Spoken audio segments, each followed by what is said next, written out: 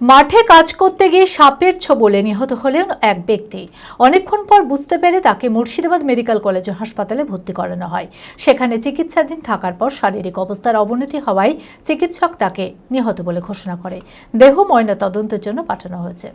মানসিক স্বাস্থ্যের জন্য সবার আগে যে নামটি মনে ভেসে ওঠে, সুস্থ মনের ঠিকানা মনোবীক্ষণ।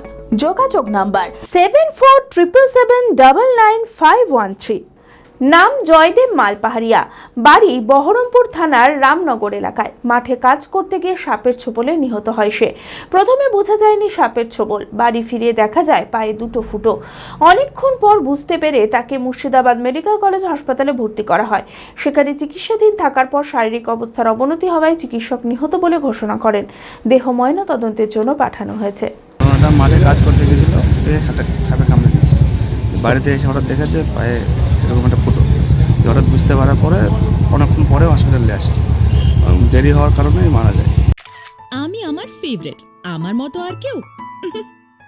চঞ্চলতা তার কথায় কথায় জীবনে মিশে রঙ ভরায়, চুপি সারে মনে সে সাদে সবাইকে পাগল করে, পাগল করে।